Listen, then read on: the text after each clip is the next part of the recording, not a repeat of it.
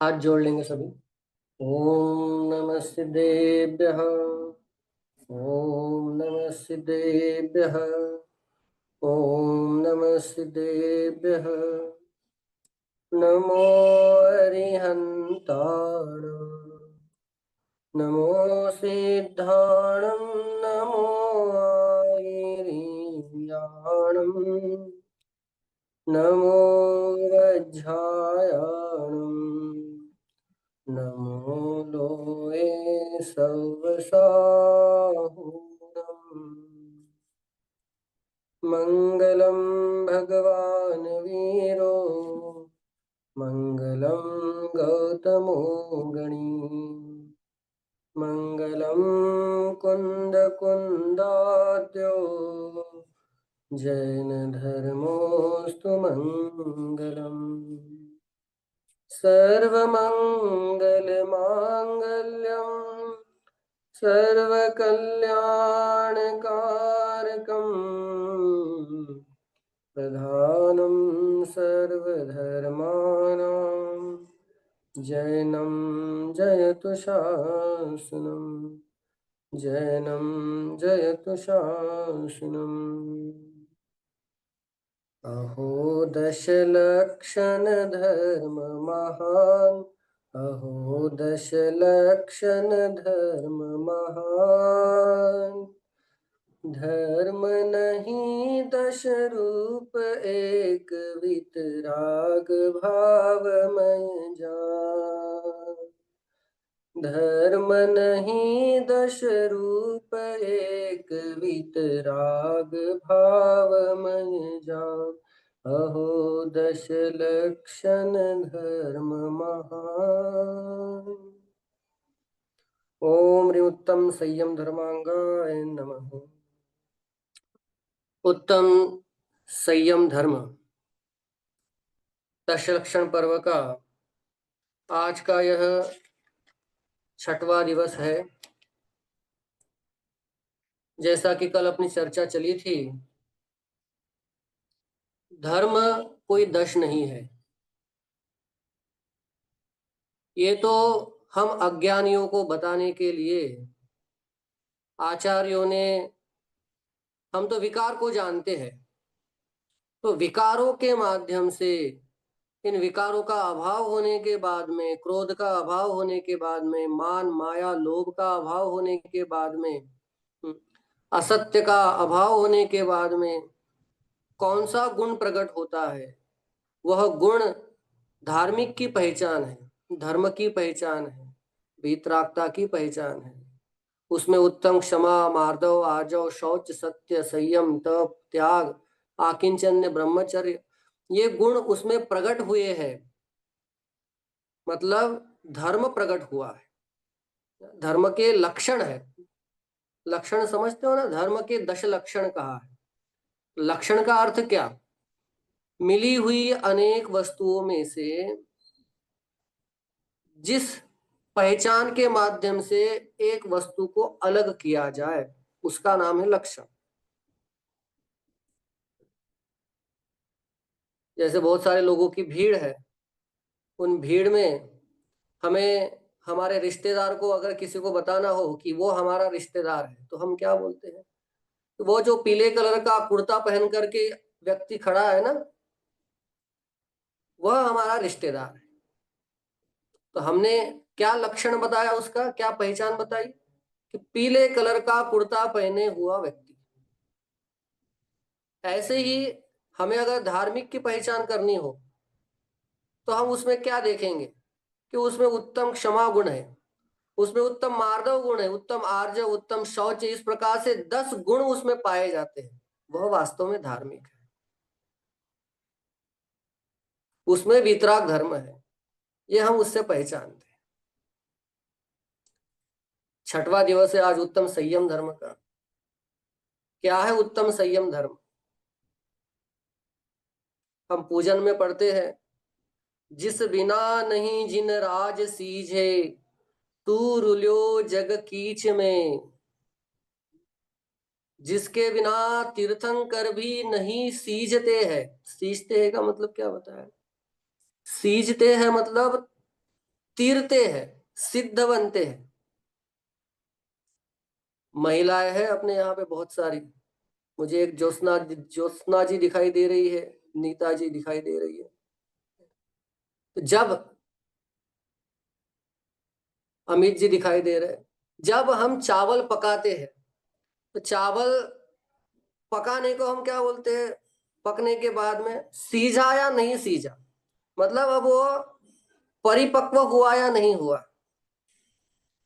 वैसे ही यहां पर बता रहे हैं कि जिस बिना नहीं जिन राज सीझे, कि जिसके बिना जिनेंद्र देव भी नहीं सीझते। सीझते मतलब परिपक्व होते हैं। परिपक्व का अर्थ यहाँ पर क्या बताया? कि सिद्ध अवस्था को प्राप्त करते, पूर्णता को प्राप्त करते। कि जिसके बिना तीर्थंकर भी पूर्णता को प्राप्त नहीं कर सकते, अगर ये जीवन में अगर नहीं हो भले ही तीर्थंकर। ये बात अलग है कि तीर्थंकर नियम से संयम को धारण करते ही करते हैं, लेकिन संयम धारण करना तो पड़ता ही है ना, उसके बिना काम नहीं चलेगा। अगर मुक्त होना है तो उसके बिना काम नहीं चलेगा। जिस बिना नहीं जिन राज सीजे, और तू रुल्यो जग कीच में। तू रुल्यो का मतलब ये पंडित ध्यानत राय जी ने लिखी हुई पूजन है। तो पंडित जी अपने आप को बोल रहे हैं, स्वयं को बोल रहे हैं कि तू रुल्यो, मैं रुला हूं। कहां पे? इस संसार में रुला हूं। तो पंडित जी ने केवल अपने लिए बोला है, खुद के लिए बोला है? पंडित ध्यानत राय जी जगत में रूल रहे हैं। जगत रूपी कीचड़ में, कीच का ना, जगत रूपी कीचड़ में घूम रहे हैं, रूल रहे हैं। तो पंडित ध्यानत राय जी ने अपने लिए कहा, स्वयं के लिए कहा? उन्होंने कहा स्वयं के लिए, और स्वयं ध्यानत राय समझ करके ये बात नहीं कही है। स्वयं मैं एक आत्मा हूं ये समझ करके बात कही है कि मैं रुल्यो जग कीच में। हम वहां पे बोल सकते हैं, मैं रुल्यो जग कीच में। ये रुले इस कीच में, वे रुले इस कीच में, वह रुली इस कीच में। इस कीचड़ में कौन कौन, मतलब जितने भी हमें संसार में दिखाई दे रहे हैं, वे सारे के सारे संयम नहीं होने के कारण से रुलते हुए नजर आ रहे हैं, संसार में परिभ्रमण करते हुए नजर आ रहे हैं, घूमते हुए नजर आ रहे हैं। ये ऐसी क्या खास बात है भाई इस संयम में, कि जिसके बिना तीर्थंकर भी नहीं तीर सकते। और कविवर कहते हैं कि एक घड़ी मत विसरो, करो नित आयु जम मुख बीच में। इस संयम को एक घड़ी भी भूलना नहीं चाहिए। 24 मिनट की एक घड़ी होती है। मतलब हमें यहाँ पर पंडित जी बार बार ये समझा रहे हैं कि हर घड़ी आप उसको याद रखो, इस संयम को याद रखो। ये भूलने जैसी चीज नहीं है। क्यों? क्यों याद रखें हम? कि बता रहे कि आयु जम मुख बीच में, कि हमारी जो आयु है ना, वह आयु यमराज के मुख में अटकी हुई है। कोई मगरमच्छ हो, मगरमच्छ, उस मगरमच्छ ने ऐसा मुंह खोल करके रखा हुआ है। अब उसमें मछलियां आ रही है, जा रही है, आ रही है, जा रही है। वह मगरमच्छ कब अपना मुख बंद कर दे और कब उन मछलियों का राम नाम सत्य हो जाए, कुछ बता नहीं सकते। ठीक ऐसे ही संसार के प्रत्येक प्राणी का आयु कर्म यम रूपी मुख में है, यम रूपी मुख में है। कब वह बंद कर दे कुछ बता नहीं सकते हैं। इसलिए पंडित जी हमें ये समझा रहे हैं कि एक घड़ी मत विसरो, एक घड़ी भी इसको विसरने जैसा नहीं है। अरे वो सब बातें तो ठीक है, लेकिन ये उत्तम संयम धर्म है क्या? जब तक हम इसको समझेंगे नहीं, तब तक हम उसको याद कैसे रखेंगे? ये भी तो बहुत बड़ा प्रश्न है ना, ये भी तो बहुत बड़ी समस्या है। तो आचार्य देव ने संयम को बताते हुए ये कहा कि संयमनम संयम। क्या कहा? संयमनम संयम। संयमन क्या होता है? संयमन का अर्थ होता है सिकुड़ जाना। संयमन का अर्थ होता है संकुचित हो जाना। संयमन का अर्थ होता है सीमित हो जाना। संयमन का अर्थ होता है संयमित होना। कछुआ देखा है आप लोगों ने? कछुआ मेरे ख्याल से सबने ही देखा होगा। क्या करता है वो कि जब भी उसको बाहर में खतरा नजर आता है, उस समय अपने वह चारों पैर और अपना सिर और अपनी पूंछ सब अंदर समेट लेता है। बाहर में अब जो होना हो सो हो, उससे मुझे कोई लेना देना नहीं है, उससे मुझे कोई खतरा नहीं है। ये कहलाता है सिमटना। ये कहलाता है संकुचित हो जाना। ये कहलाता है सिकुड़ जाना। ये कहलाता है सीमित हो जाना। ये तो कछुए की बात हुई। हमें क्या करना है महाराज? हम क्या करें कि भैया सीखो उस कछुए से, तुम भी सीमित हो जाओ, तुम भी सिकुड़ जाओ। कि किसमें सिकुड़ जाए भगवान? महाराज ये तो बता दीजिए किसमें सिकुड़ जाए? कि अनंत वैभव संपन्न ज्ञानानंद स्वभावी अपने आत्मा को अपनत्व रूप से जानकर, पहचान कर, उसी में लीन होकर, उसी में ही सिमट जाना, उस आत्मा में ही सिकुड़ जाना, उस आत्मा में ही संकुचित हो जाना, उस आत्मा में ही सीमित हो जाना, वह वास्तव में संयम है। आ रहा समझ में? कछुआ तो अपने उस वो जो उसका जो पीठ होती है ना, उस पीठ में संकुचित हो जाता है। और हमें अपनी आत्मा में अनंत वैभव संपन्न ऐसी ज्ञानानंद स्वभावी अपनी आत्मा में सिमटने के लिए, संकुचित होने के लिए आचार्य योग है। उस आत्मा को पकड़े रहने की बात बता रहे हैं, उस आत्मा में लीन हो जाने की बात बता रहे हैं, और वही वास्तव में उत्तम संयम धर्म है।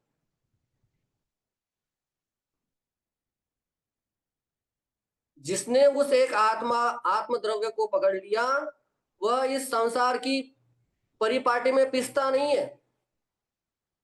अब मेरे सामने बहुत सारे लोग ऐसे हैं, थोड़े से मतलब 45 के ऊपर के लगभग लगभग, और मेरे विचार से आप सब लोगों ने पुराने जमाने में चलने वाला वो धान को पीसने के लिए जो दो पत्थर के पार्ट रहते थे, वो आप लोगों ने देखे होंगे।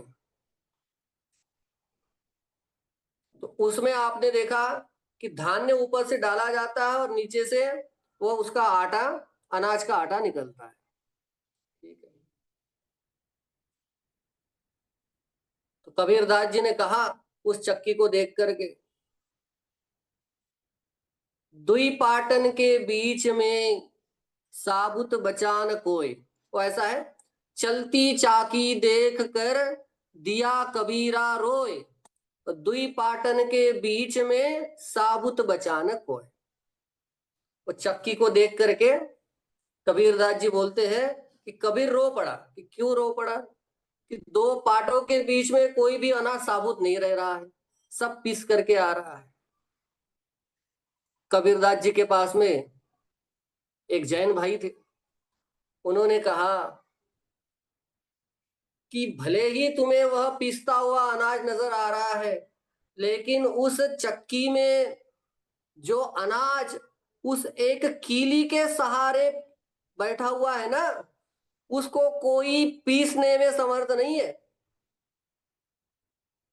जिसने उस कीली को पकड़ पकड़ के रखा है, बताओ उसको कौन पीस सकता है? वैसे ही इस संसार में हम लोग देखते हैं कि कोई, किसी की मृत्यु हो रही है, किसी के प्रतिकूल बहुत सारे संयोग आ रहे हैं, कोई बिल्कुल करोड़पति से रोड़पति बन गया है, किसी के रिश्ते, किसी के पति चला गया, किसी की पत्नी चली गई, किसी के बच्चों ने धोखा दे दिया, किसी को व्यापार में घाटा लग गया। ये सब अनुकूलताएं चलती रहे, लेकिन इन अनुकूलताओं के बीच में जिसने एक आत्मद्रव्य को पकड़ करके रखा है, उस पर कोई असर पड़ना नहीं है। निश्चय से यह संयम धर्म है कि हमारे अनंत वैभव संपन्न ज्ञानानंद स्वभावी अपने आत्मा को अपनत्व रूप से जानकर पहचान कर उसमें ही लीन होना, उसमें ही जमना, उसमें ही सिकुड़ना, उसमें ही संकुचित हो जाना, उसमें ही सीमित हो जाना, उसी उसी को उत्तम संयम धर्म, निश्चय से संयम धर्म है। अथवा आचार्यों ने कहा है कि व्रत समिति कषाय दंडेन्द्रियाणाम धारणानुपाल निग्रह त्याग जया संयम। व्रतों का धारण करना, समितियों का पालन करना, कषायों का निग्रह करना, मन वचन काय की प्रवृत्ति रूपी दंडों का त्याग करना, इंद्रियों को जीतना, उनके अधीन नहीं होना, यह उत्तम संयम धर्म है। ये व्यवहार से कहा हुआ है। वास्तव में उत्तम संयम धर्म के साथ में लगा हुआ ये जो उत्तम शब्द है, यह कल भी कहा था कि यह सम्यक दर्शन और सम्यक ज्ञान के साथ को बताने वाला शब्द है। उत्तम कहा मतलब वहां पे सम्यक दर्शन और सम्यक ज्ञान ये दोनों भी वहां पे इंक्लूड है, ये इसमें बता रहे हैं। और संयम धर्म ये वीतराग परिणति की पर्याय है, निर्मल वीतराग परिणति की पर्याय है। निश्चय संयम और व्यवहार संयम, ऐसे संयम के दो भेद किए जा सकते हैं। निश्चय संयम किसे कहना कि मिथ्यात्व और भूमिका अनुसार जो अनंतानुबंधी कषाय है, इनके अभाव में प्रकट हुई वीतराग परिणति वास्तव में निश्चय से उत्तम संयम धर्म है। जहां पर बाहरी व्रतों का, उसके बाद में हिंसा का कोई संबंध नहीं है, वीतराग परिणति का वहां पे होना कहा हुआ है, जो कि आत्मा की निर्मल शुद्ध पर्याय की बात है। और निश्चय संयम के साथ में जब भूमिका के अनुसार कषायों के सद्भाव में प्रकट होने वाला शुभ भाव, अब शुभ भाव ये कौन सा कि इंद्रियों को जीतने वाला शुभ भाव हो सकता है, अथवा प्राणियों की अहिंसा रूप शुभ भाव हो सकता है। मूलतः इस संयम के दो भेद हैं, एक तो है प्राणी संयम और दूसरा है इंद्रिय संयम। जैसा कि पूजनकार ने भी अपने पूजन में बताया हुआ है, काय छहो प्रतिपाल पंचेंद्री मन वश करो। क्या बता रहे हैं कि काय छह प्रकार के काय की बात चल रही है। छह काय कौन कौन से कि पांच तो स्थावर और एक त्रस, इन जीवों की हिंसा को टालना, इन जीवों की हिंसा का भाव नष्ट हो जाना, इनके प्रति दया का परिणाम आना, इनके प्रति अहिंसा का परिणाम आना, यह है प्राणी संयम। अब थोड़ा गौर से अगर देखा जाए तो पांच प्रकार के जो स्थावर हैं, पांच प्रकार के स्थावर में कौन कौन से स्थावर है? पृथ्वी कायिक, जल कायिक, अग्नि कायिक, वायु कायिक और वनस्पति कायिक, ये पांच प्रकार के स्थावर बताए। इनको ही एकेंद्रिय भी कहते हैं, ठीक है, इन्हीं का नाम एकेंद्रिय जीव भी है। और दूसरा एक इसमें गिनाया हुआ है त्रसकाय। तो एकेंद्रिय के पांच भेद अलग अलग गिनाए, ध्यान देना, अभी मुद्दे की बात बता रहा हूं मैं। एकेंद्रिय के पांच भेद अलग अलग गिनाए और त्रसकायिक को अलग गिनाया। ऐसा क्यों भाई? जबकि त्रसकायिक में और भी भेद होते हैं। त्रसकायिक में कौन कौन से जीव आते हैं? द्विइंद्रिय जीव, मतलब जिनको दो इंद्रियां है। तीन इंद्रिय जीव, जिनको तीन इंद्रियां है। चतुरिंद्रिय जीव, जिनको चार इंद्रियां है। पंचेंद्रिय जीव, और पंचेंद्रिय में भी संगी पंचेंद्रिय और असंगी पंचेंद्रिय। तो ऐसे पांच भेद तो त्रसकायिक के होते हैं, ठीक है, और पांच भेद स्थावर के होते हैं। स्थावर तो एक इंद्रिय होते हैं, उनको एक ही इंद्रिय होती है, स्पर्शनेन्द्रिय। उनको तो 5 अलग अलग रूप में गिनाया है, ठीक है। और त्रसकायिक के भी 5 भेद होते हैं, लेकिन त्रसकायिक को एक ही रूप में गिना है। ऐसा भेदभाव क्यों? क्या आचार्य देव त्रसकायिक जीवों में आते नहीं थे क्या? क्या हम सुनने और समझने वाले त्रसकायिक जीव नहीं है क्या? फिर हमको त्रसकायिक एक ही गिन करके और एकेंद्रिय को अलग अलग 5 गिन करके 6 काय के जीव क्यों गिनाए? आचार्य देव ऐसा भी तो गिना सकते थे कि स्थावर, 5 नहीं बोलना, स्थावर और द्विइंद्रिय, 3 इंद्रिय, चतुरिंद्रिय, संगी पंचेंद्रिय और असंगी पंचेंद्रिय, ऐसे भी तो गिना सकते थे। आचार्य ये बात समझते थे कि देखो भैया, द्विइंद्रिय से लेकर के पंचेंद्रिय तक जितने भी आंखों से दिखाई देने वाले जो सुख दुख का अनुभव करते हैं ऐसे जीव, इनको तो सभी सारा विश्व जीव मानने के लिए तैयार है। इल्ली जा रही है, चींटी जा रही है, तो ये जाते हुए देख करके, इनकी तड़पन देख करके कोई भी ये मान ले कि अरे इसमें तो जीव है, भाई मारना नहीं चाहिए, हिंसा नहीं करनी चाहिए, पाप नहीं करना चाहिए। लेकिन सही सही बताना कि कभी नहाते हुए क्या हमारे मन में ये विचार आता है कि ओ हो ये जो पानी मैं अपने सिर के ऊपर ढोलता जा रहा हूं, शावर लगा लगा करके आधा आधा घंटा मैं स्नान करता जा रहा हूँ, वास्तव में ये जलकायिक जीवों का मैं घात करता जा रहा हूं। ये क्या हमारे मन में विचार आता है? क्या कभी हमारे मन में ये विचार आता है गैस की सिगड़ी जलाते हुए कि ओ हो ये अग्निकायिक जीवों का मैं घात करता जा रहा हूं अथवा करती जा रही हूँ? क्या हमारे मन में कभी ये विचार आता है कि हमने फैन चालू कर दिया तो फैन के कारण से फैन के ऊपर जितनी भी हवा है वो तेजी से फैन के कारण से नीचे आ रही है, झपट्टा मार रही है, जिसमें वायुकायिक जीवों का घात हो रहा है? ये हमारे मन में विचार नहीं आता। आचार्य देव ने इसी बात को समझते हुए इन 5 को तो अलग अलग गिनाया कि भैया ये जो 5 चीजें हैं, पृथ्वी कायिक, पृथ्वी खोदते समय हमें कभी ये भाव आता है क्या कि ओहो ये पृथ्वी का एक जीव है, पृथ्वी खोदने के कारण से इनका भी घात हो रहा है, ये भी सुख दुख का अनुभव करने वाला जीव है? ये विचार आता है हमारे मन में?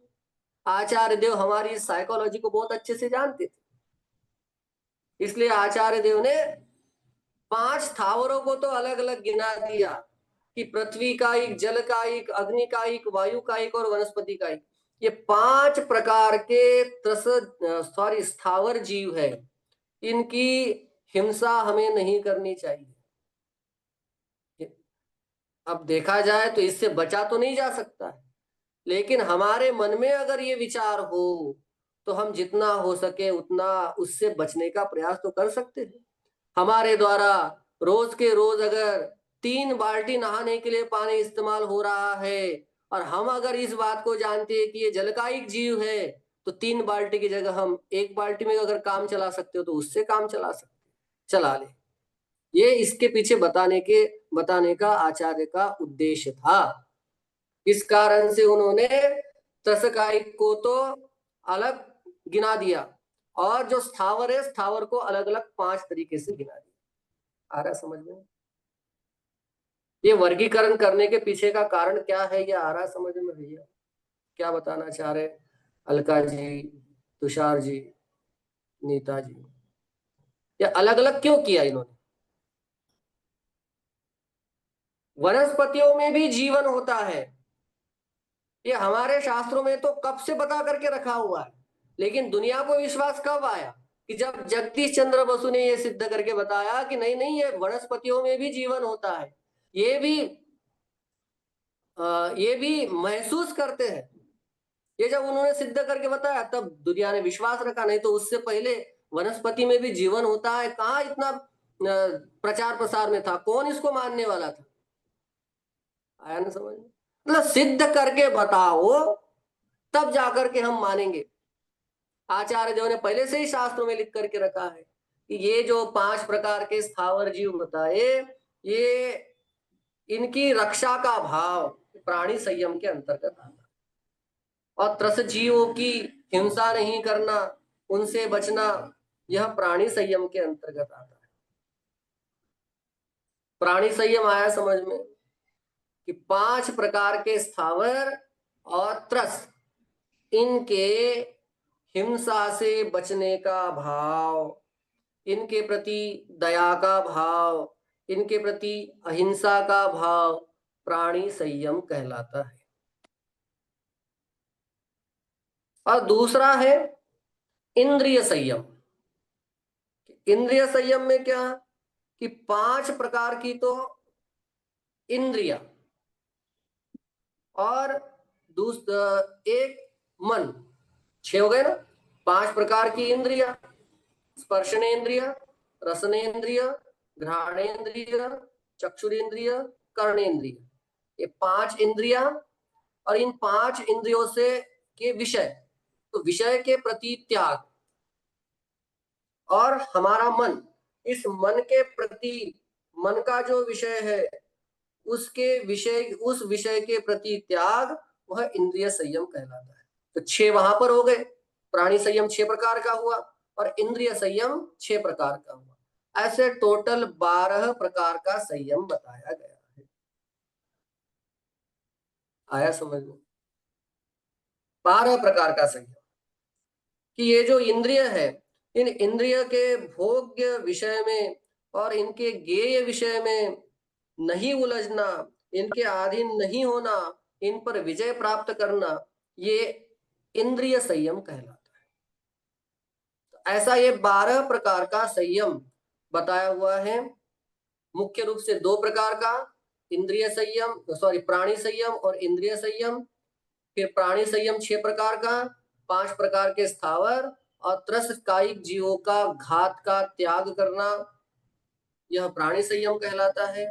और 5 इंद्रिया और मन, इनके विषय का त्याग करना, वह इंद्रिय संयम कहलाता है। तो ऐसे 12 प्रकार का संयम बताया। आप लोगों ने गौर किया होगा। क्षमा धर्म किसका नाम, संक्षेप में अगर लिया जाए तो क्रोध के अभाव का नाम क्षमा।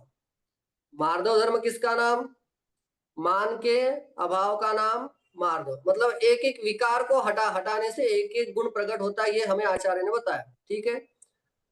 आर्जव धर्म किसका नाम, माया के अभाव का नाम आर्जव बताया, मायाचारी के अभाव का नाम आर्जव बताया। शौच धर्म किसका नाम बताया, लोभ के अभाव का नाम शौच बताया। सत्य धर्म किसको बताया था कि असत्य का त्याग।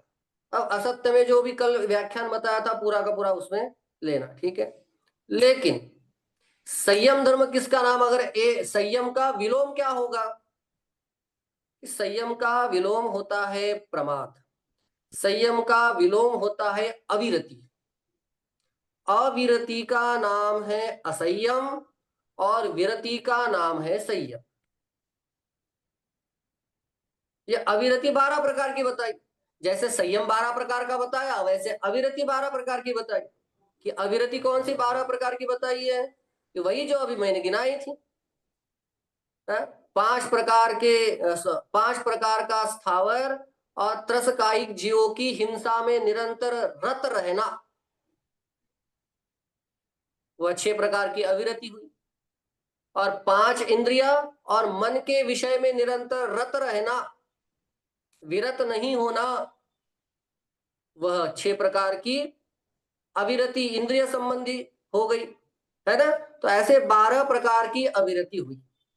जो 12 प्रकार की अविरति करता है वह उत्तम संयम का ग्राही नहीं होता है। 12 प्रकार की अविरति को छोड़ने का, जो छोड़ेगा वह उत्तम संयम का धारी होता है। ये यहां पर आचार्य देव हमको बताते हैं। तो ये हुआ काय छहो प्रतिपाल पंचेंद्रिय मन वश करो। आचार्य देव क्या बता रहे हैं कि 6 प्रकार के काय का प्रतिपालन करना। प्रतिपालन मतलब 6 प्रकार के जीवों की हिंसा नहीं करना, और 5 इंद्रिय और मन को 5 इंद्रिय और मन को वश में करना, यह उत्तम संयम धर्म है, व्यवहार से संयम धर्म है। और क्या बता रहे, संयम रत्न संभाल। इस संयम रूपी ये रत्न है ना, इसको संभाल के रखने के लिए कह रहे हैं।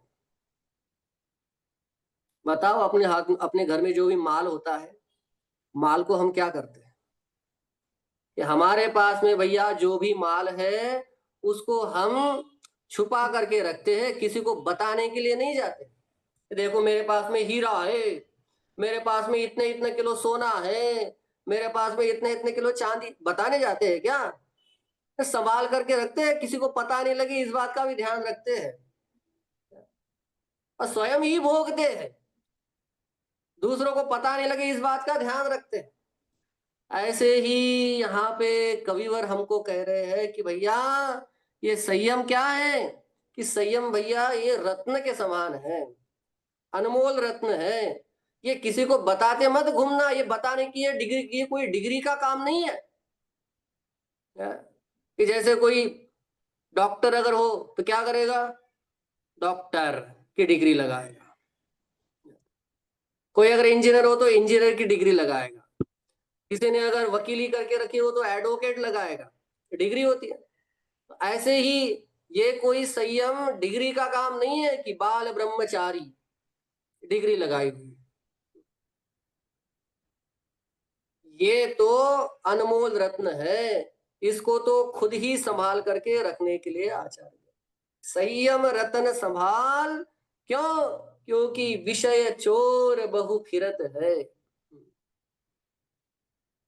पंचेंद्रिय के विषय रूपी चोर घूम रहे हैं, बाकी चोर हमें दिखे नहीं दिखे उससे कोई मतलब नहीं है, लेकिन पंचेंद्रिय के विषय के चोर हम अगर आंख खोल करके देखेंगे ना, जरा देखें अपन घर में ही, अब बाहर जाने की बात नहीं कर रहा हूं मैं, घर में ही देखो आप कि आपके सामने टीवी है, टीवी है तो एक जगह बैठे बैठे ही वहीं पे स्पर्शेंद्रिय का भी भोग हो रहा है।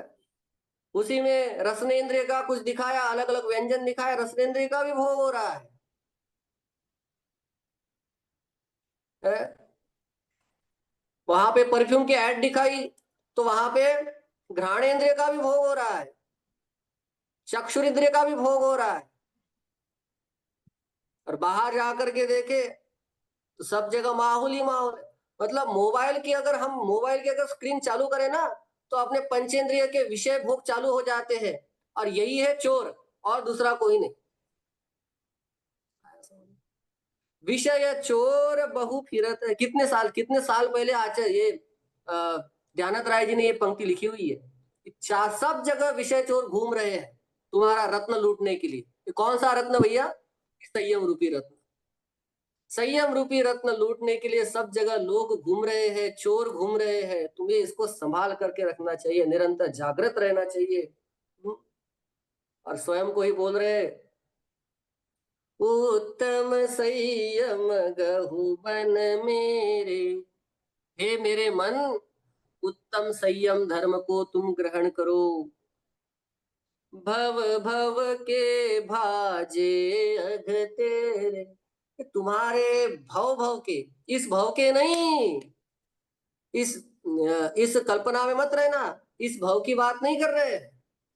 भव भव के, अनेक भवों के कर्म को, अघ कहा ना, भव भव के भाजे अघ, अघ अघ, अघ मतलब क्या होता है?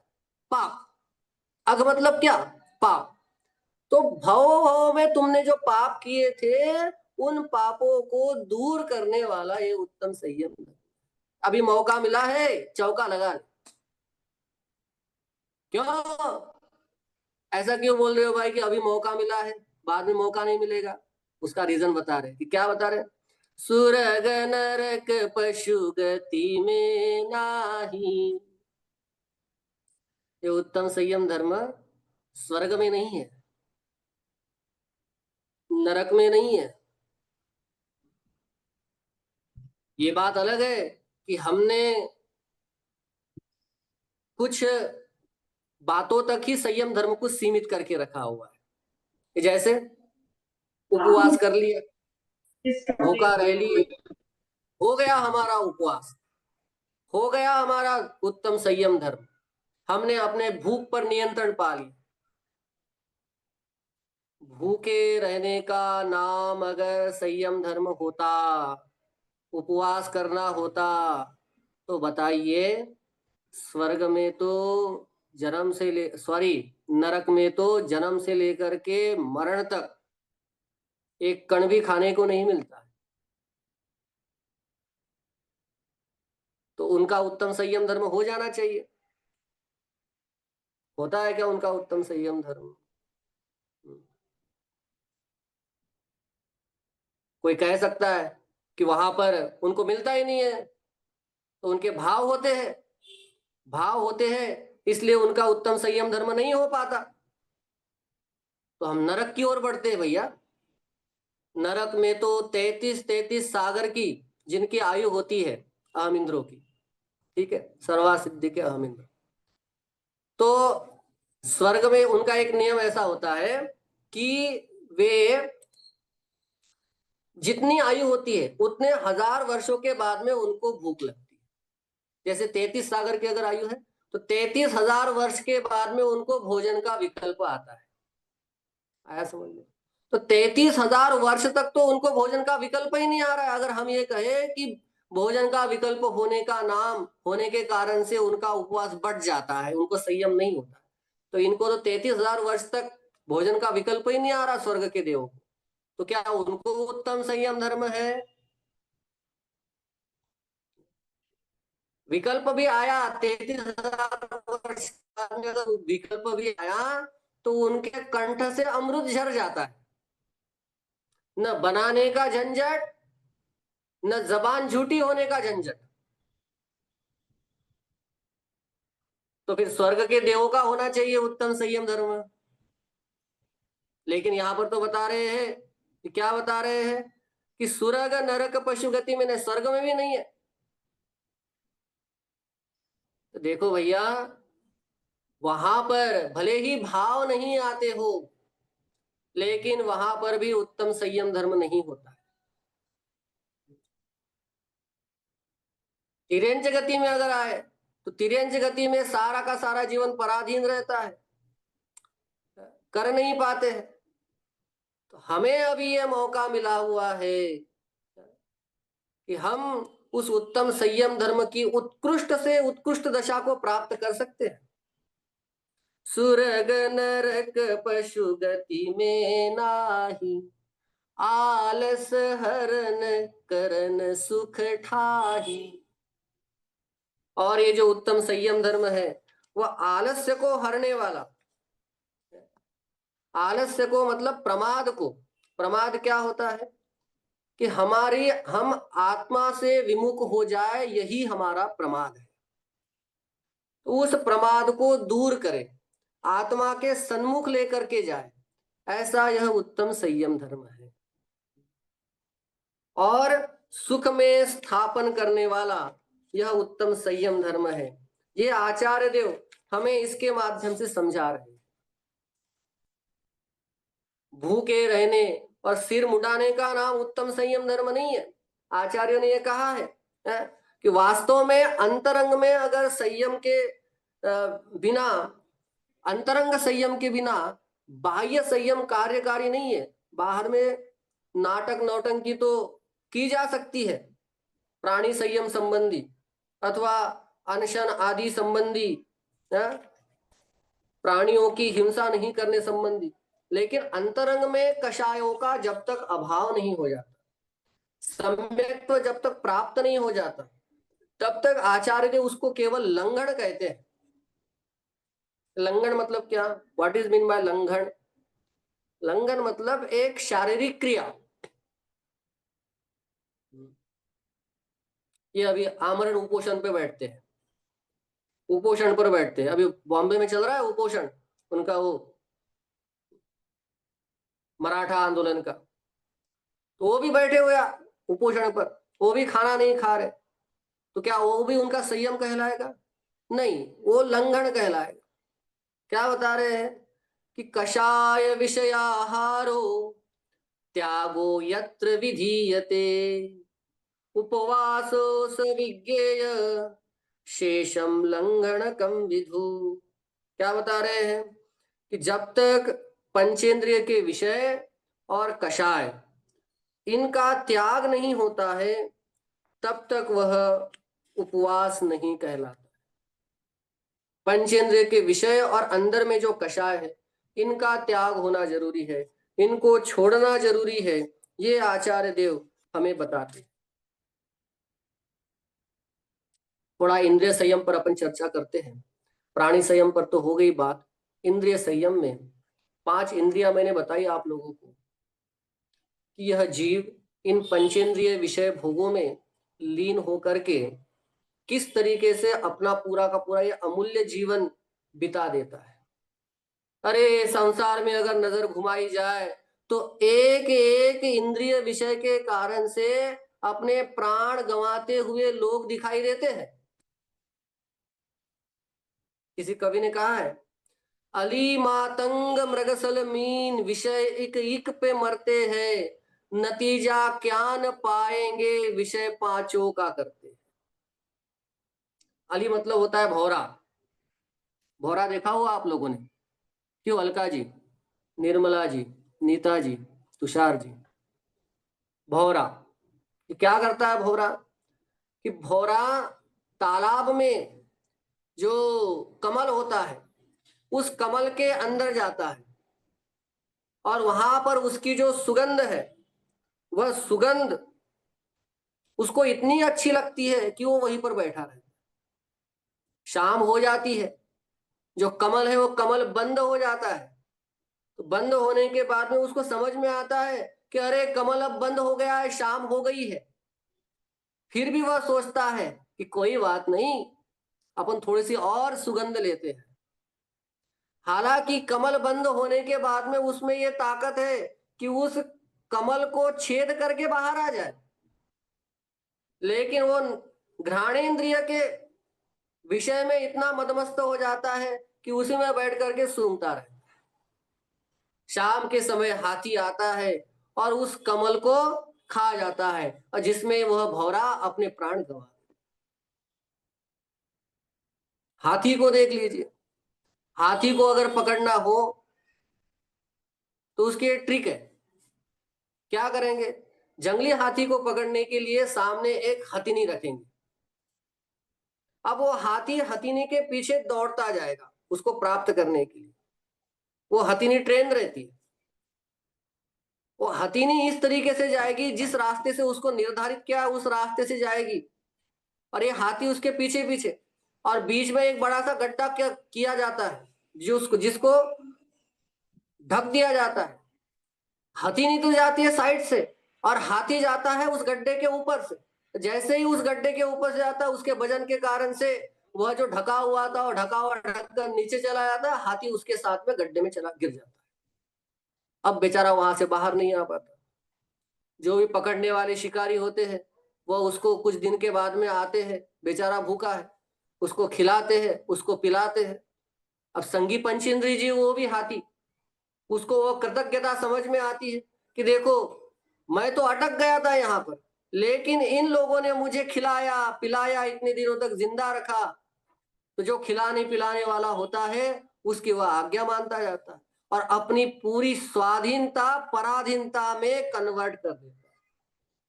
पूरी जिंदगी उसको उसके इशारों पे नाचना पड़ता है, सर्कस में रहता है वहां। एक स्पर्शन इंद्र के कारण से अपनी पूरी जिंदगी सर्कस में दूसरों के इशारे पे नाचना पड़ता है, जबकि कितना बलशाली है।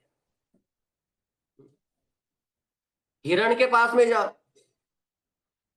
हिरण को राग सुनना बहुत अच्छा लगता है।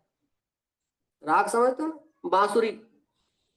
शिकारी क्या करता है? बांसुरी बजाता है, और बांसुरी की धुन के कारण से वो हिरण का झुंड वहां पर आता है, सुनने लग जाता है। और जैसे ही हिरण सामने आता है उस हिरण को बाण से बींध दिया जाता है। एक कर्णेंद्रिय के कारण से, कर्णेंद्रिय के विषय के कारण से हिरण को अपनी जान गंवानी पड़ती है।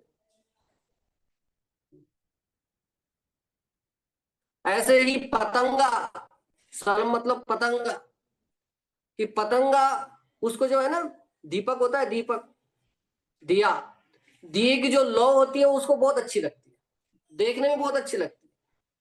वो क्या करता है कि बार बार उस दिए के उस लौ के अंदर जाने का प्रयास करता है, और जैसे उस दिए की लौ के अंदर जाता है तो जल करके भस्म हो जाता है, अपने प्राण गंवा देता है।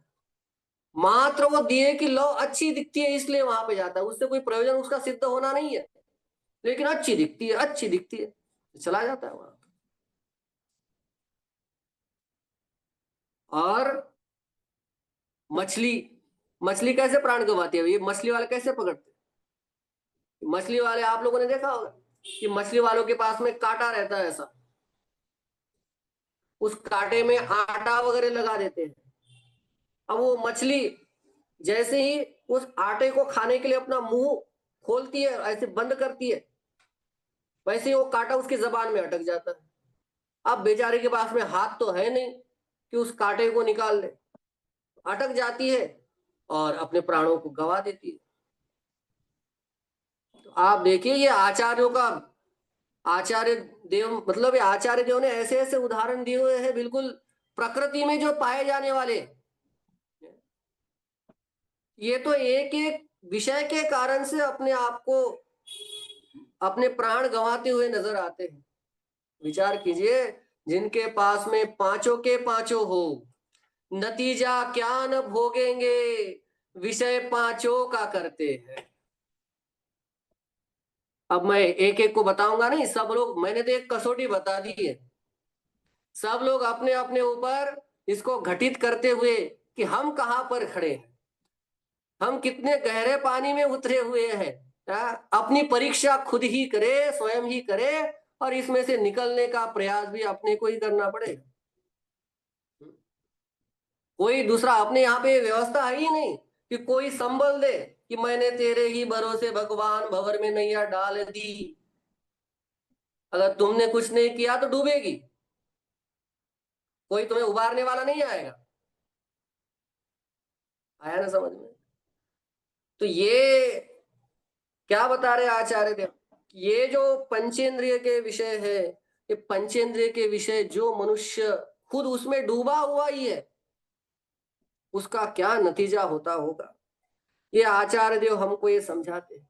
बिल्कुल अंधे हो जाते हैं, ये कहते हैं ना, रागांध हुआ, मोहांध हुआ, द्वेषांध हुआ। एक बहुत ही सुंदर सा दोहा, छंद यहाँ पर दिया हुआ है। राग उदय जग अंध भयो, सहज ही सब लोगन लाज गमाई। राग के उदय के कारण से सारा जगत अंधा हो जाता है। तुलसीदास जी का उदाहरण आता है कि तुलसीदास जी अपनी जो वाइफ है, उस वाइफ से थोड़े दूर हो गए, तो उनको इतनी याद आई अपने वाइफ की कि आधी रात में वह निकल पड़े अपने वाइफ के पास में, पत्नी के पास में निकल पड़े। तो जैसे ही निकल पड़े, इतनी तेज बारिश होने लग गई कि नदी को पूर आ गया, लेकिन राग में इतने अंधे हो गए थे कि वो इतने तेज बहाव में भी तैरते तैरते अपनी पत्नी के गांव में जाकर के पहुंच गए। अब देखा आधी रात के समय में तेज बारिश चल रही है, बिजलियां कड़क रही है, ये नीचे से आवाज लगाते जा रहे, पत्नी को आवाज ही नहीं पहुंच पा रही है। आखिर में उनको एक रस्सी दिखाई दी, रस्सी के सहारे वो ऊपर अपनी पत्नी के पास में पहुंच गए खिड़की से। पत्नी जग गई, अरे तुम कैसे आ गए यहाँ पर? तो तुलसीदास जी ने कहा, अरे तुमने तो मेरे आने के लिए रस्सी टांग करके रखी थी। उनकी पत्नी को आश्चर्य लगा, मैंने तो कोई रस्सी नहीं बांध करके रखी, देखो तो एक बार। देखा तो क्या, अरे बाप रे, इतना बड़ा सांप और उस सांप को, वो सांप भी उनको नजर नहीं आया। ये किसकी महिमा है? ये राग की महिमा है। राग उदय जग अंध भयो, सहज ही सब लोगन लाज गमाई। राग के उदय में सारा जगत अंधा हो जाता है, लाज गमा देता है। सीख बिना सब सीखत है, विषयान के सेवन की चतुराई। कि सिखाए बिना ही सब लोग सीखते रहते हैं। विषयों के सेवन की जो चतुराई है, वह सिखाए बिना ही सब लोग सीखते रहते हैं। तापर और रचे सब काव्य, कहा कहिए तीन की निठुराई। अंध असुजन को अखियान में झोंकत है रज राम दुहाई। क्या कह रहे आचार्य देव? आचार्य देव समझा रहे हैं कि देखो, पांच इंद्रिय के विषय को भोगने के लिए कहीं पर हमें सीखने के लिए जाने की जरूरत नहीं पड़ती। हर जगह हमें कोई ना कोई गुरु मिल ही जाता है सिखाने के लिए। अरे इसको ऐसा नहीं, इसको ऐसा करो, देखो कैसा मजा आता है। सुध परिचिदानुभूता सौव सभी काम भोग बंद का, कि ये सारी की सारी चीज शुद्ध है, परिचित है, अनुभूत है। काम भोग बंधन की कथा सब जगह चलती रहती है। आवश्यकता है कि इस उत्तम संयम धर्म को हमारे जीवन में कैसे आए, इस पर चर्चा हुई। आचार्य देव ये हमको समझाना चाह रहे। ऐसा यह उत्तम संयम धर्म, और भी बहुत सारी बातें थी, लेकिन समय की थोड़ी सी मजबूरी रहती है। मैंने तो बहुत सारे पॉइंट भी निकाले हुए थे, जैसे आजकल के अभी ये जो धार्मिक तरीके से हमने बहुत सारे विचार किया, लेकिन वास्तव में उस समय, जिस समय कोई ऐसा डिजिटलाइजेशन नहीं हुआ था, उस समय आचार्यों ने उस स्थिति को देखते हुए सारा वर्णन किया। और वर्तमान में इतना डिजिटलाइजेशन हो गया है कि इस समय में हमें और इसमें क्या परिवर्तन करना जरूरी है, इस पर भी बहुत विचार, तत्व चिंतन, तत्व मंथन होना जरूरी है। मैं उसको एक शब्द में कहना चाहूंगा कि डिजिटल संयम होना जरूरी है। कि हम किस तरीके से किस तरीके से आधुनिक युग में डिजिटल संयम, मतलब ये मोबाइल, इंटरनेट, उसके बाद में सोशल मीडिया, गेम्स आदि के कारण से हम कितने बंधे हुए हैं, कितने असंयमित हुए हैं। कहीं पर जाने का काम नहीं, यहाँ पे बैठे बैठे ही हम कितने सारे पापों का बंध कर लेते हैं। इस पर भी बहुत तत्व विचार मंथन करना जरूरी है। मैं अभी स्कूल में पढ़ाता हूँ, तो अनुभूत बात है कि छोटे छोटे बच्चे होते हैं, मोबाइल से दूर नहीं रह पाते, उनकी लत लग गई है, आंखों में चश्मा जड़ चुका है, इतनी छोटी उम्र में दिखना कम हो गया है। तो ये डिजिटल संयम होना भी बहुत जरूरी है। थोड़ा समय की मर्यादा रहती है, इस कारण से मुझे अभी यहाँ पर विराम लेना पड़ेगा। नहीं तो इस डिजिटल संयम पे अगर मैं बात करूं तो और भी आधा घंटा इस पर बात चल सकती है। लेकिन अभी हमारे उत्तम संयम धर्म, आत्मा को संयमित करने की बात इसमें चलती है। इसलिए जो जितना हो सके उतना मैंने आगम के आधार से, आगम को आधार मान करके यहाँ पर आपके सामने प्रतिपादित करने का प्रयास किया। आपको इस 2 दिन के व्याख्यान में जो कुछ भी अच्छा लगा, वह सभी हमारे आचार्यों की, गुरु भगवंतों की, मुनिराजों की, तीर्थंकरों की बात है। और इसमें आपको जो भी कुछ कमी लगी है, वह सब मेरी कमी है, यह मान करके इस अच्छाई को आप ग्रहण करें। इन जिनागम की बातों को हम अपने जीवन में उतारने का प्रयास करें। और ये जो वास्तव में दशलक्षण पर्व है, ये दश धर्म जो है, वह केवल इन 10 दिनों में नहीं, तो आजीवन हमारे जीवन में उतार करके हमारे कल्याण करने जैसे ये पर्व है। हम सभी इसको अपने जीवन में उतारने का पूरा 100% प्रयास करें। इसी मंगल भावना से मैं आज की इस वाणी को विराम देता हूँ। जी बहुत बहुत धन्यवाद सतीश जी भाई साहब, सतीश जी भाई साहब। लेकिन हम आपका बहुत बहुत आभार व्यक्त करना चाहेंगे कि आपने ये 2 दिनों में जो अपना समय, मूलभूत समय निकाल करके हमें दिया। आप वैसे तो शिक्षक हैं ही, आपके बहुत सारे काम रहते हैं, कल भी आपको स्कूल आदि देखना ही रहेगा, किंतु उस समय उन उसमें से इतनी व्यस्तता में से आपने समय निकाल करके द जैन फाउंडेशन के मंच पर आए और हमें श्रोताओं के लिए समय दिया, उसका बहुत बहुत हम आभार व्यक्त करते हैं और सभी श्रोताओं की ओर से मैं बहुत बहुत आभार व्यक्त करता हूँ। और आपके जो प्रवचन की बहुत ही मतलब शैली इतनी मार्मिक है कि सबका मन लग जाता है उसको सुनने में, ऐसा लगता है कि अभी और भी चलता रहे। तो हम तो चाहेंगे कि आप हमारे जैन फाउंडेशन पर जब भी आपको समय मिले, उचित समय लगे, तो आप हमें अगर आदेश देंगे कि भाई मैं बताना चाहता हूँ, कुछ समझाना चाहता हूँ श्रोताओं को, तो आपका ये मंच खुला हुआ है। आप कभी भी आ सकते हैं और हमारे जितने श्रोताओं को आपका लाभ मिलेगा। तो हम तो इतना ही आभार व्यक्त करते हैं कि आप हमारे मंच पर वापस पुनः आएंगे, ऐसी हमारे लिए आशा भी है और निवेदन भी है कि आप हमारे मंच पर पुनः ऐसा समय निकाल करके वापस आवे। और जो आपने समय दिया उसका बहुत बहुत आभार व्यक्त करते हुए हम आज के सेशन को यहीं विराम देंगे। और सभी श्रोता हैं जो जुड़े हुए हैं उनका भी बहुत बहुत आभार है कि आप जुड़ करके सुन रहे हैं। और कल का स्वाध्याय भी हमारे एक बहुत ही अद्भुत विद्वान आने वाले हैं। जिस तरीके से सतीश जी भाई साहब ने हमें समझाया, उसी तरीके के विद्वान के माध्यम से कल हम उत्तम आकिंचन, उत्तम ब्रह्मचारी सभी धर्मों पर सुनने वाले हैं। तो आज के हम इस स्वाध्याय को तो यहीं विराम करेंगे। तो सतीश जी भाई साहब, आपकी आज्ञा से ये स्वाध्याय को विराम करना चाहूंगा, तो आप मंगल पाठ करें।